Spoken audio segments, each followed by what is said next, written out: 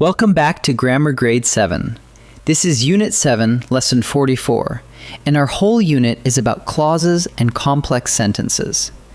Today we're focusing on the adjective clause, a clause that quietly does the work of a single adjective. It describes a noun and tells us exactly which one we mean. Once you can spot it, you'll start seeing these clauses everywhere. Let's get started. So, what exactly is an adjective clause?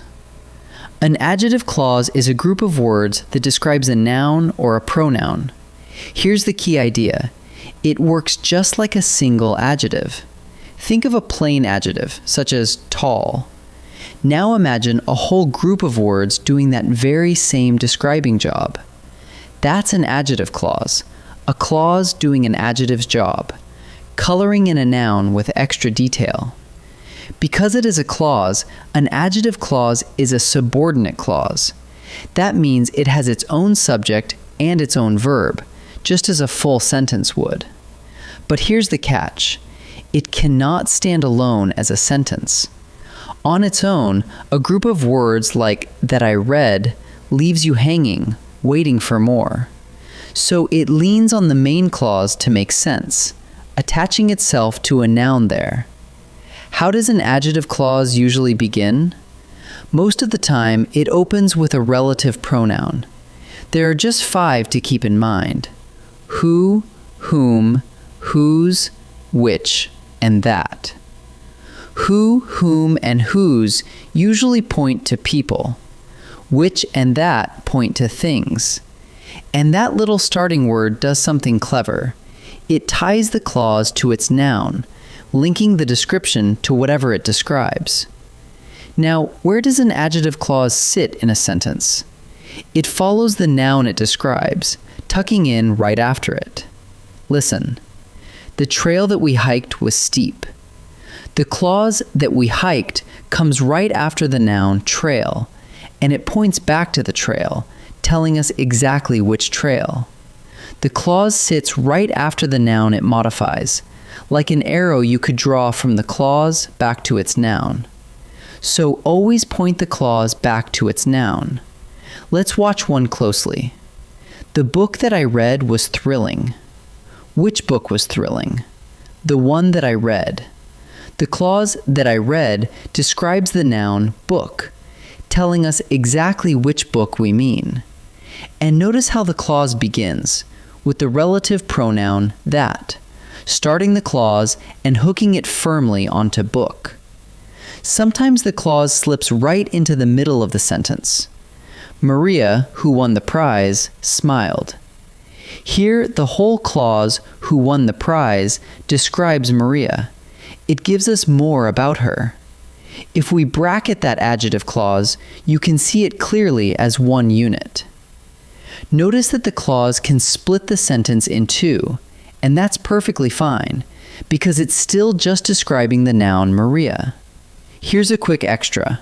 An adjective clause doesn't always start with a relative pronoun. Sometimes it begins with where or when. Listen. The park where we play is nearby. The clause where we play describes the noun park. It tells us which park. And here, the day when school starts is Monday. The clause when school starts describes the noun day.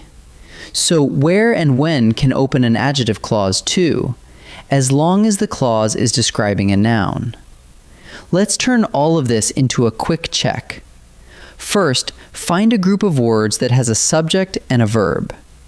Second, does it start with a relative pronoun, like who, which, or that? Third, does it describe the noun right before it? If you can say yes to all 3, then it's an adjective clause. Let's practice a few together. Time to practice. In this first set, read each sentence and pick out the adjective clause, the group of words that describes a noun. Pause the video and choose before I reveal the answer. The song that she wrote became a hit. Which group of words is the adjective clause? Look for a subject and a verb that describe a noun. That she wrote has the subject she and the verb wrote, and it describes the noun song, telling which song. So the answer is that she wrote. Students who study daily often improve. Where's the adjective clause? Who study daily begins with the relative pronoun who, and it describes the noun students, telling which students. So the answer is who study daily. The house where my grandmother lives is old. Find the clause that describes a noun. Where my grandmother lives describes the noun house. It tells us which house. Remember, an adjective clause can start with where. So the answer is where my grandmother lives. In this second set, each sentence has an adjective clause, and I want you to name the noun it describes. Watch out for nouns that sit inside the clause itself. Pause and choose before I answer. The teacher who grades our essays is kind. The adjective clause is who grades our essays. Which noun does it describe?